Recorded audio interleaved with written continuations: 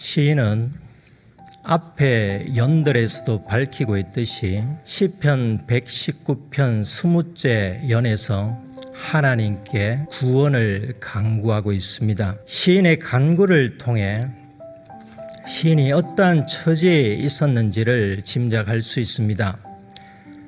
하나님께 살려달라고 간구합니다. 시인이 얼마나 살고 싶었으면 한 연에서 3번씩이나 하나님을 향하여 나를 살리소서라고 부르짖었겠습니까? 세상에는 죽고 싶습니다 라고 말하며 삶을 포기하고자 하는 사람들이 있습니다. 이렇게 살 바에는 차라리 죽는 것이 낫습니다 라고 말하는 사람들이 있습니다. 교우님들은 어떻습니까?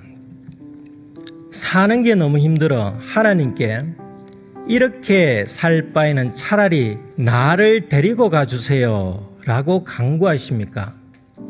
아니면 삶의 희망을 잃지 않고 좀 살려주세요 라고 간구하십니까? 시인처럼 살아야 할 이유를 우리는 알아야 합니다. 시인은 고난 속에서 하나님께 이렇게 간구합니다. 153절입니다.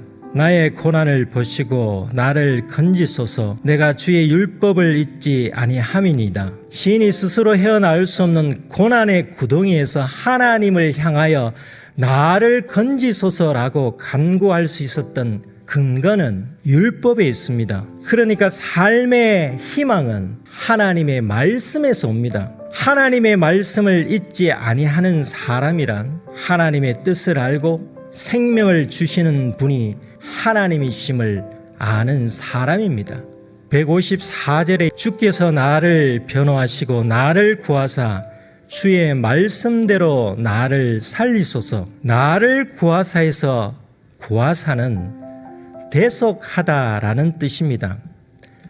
인류 역사상 가장 고귀한 대속 사건은 예수님께서 우리 모두의 값을 대신 지시고 십자가에 달려 죽으신 사건입니다. 159절에서 고백합니다. 내가 주의 법도들을 사랑함을 보옵소서.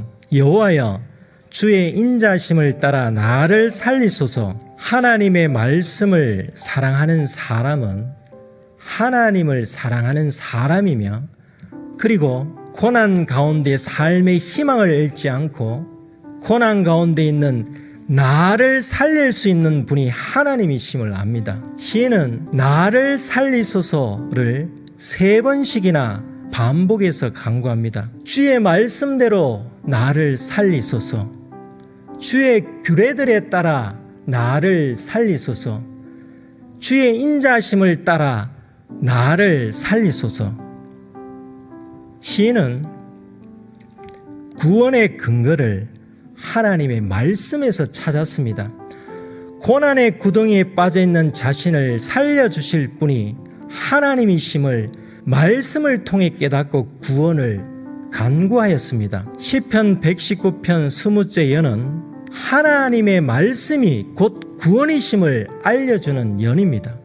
이것이 불변의 진리임을 마지막 구절에서 잘 증가하고 있습니다. 주의 말씀의 강령은 진리오니 주의 의로운 모든 규례들은 영원하리다. 주님의 말씀의 강령이 무엇이겠습니까? 강령은 일의 근본이 되는 큰 줄거리입니다. 강령에 해당하는 원어 로시는 머리 또는 시자 또는 합계의 뜻을 가지고 있습니다. 그것이 무엇이기에 그것을 진리라고 시인이 증가하고 있겠습니까? 하나님의 모든 말씀이 태초부터 진리지만 하나님의 말씀인 성경의 강령은 예수님이지 않겠습니까?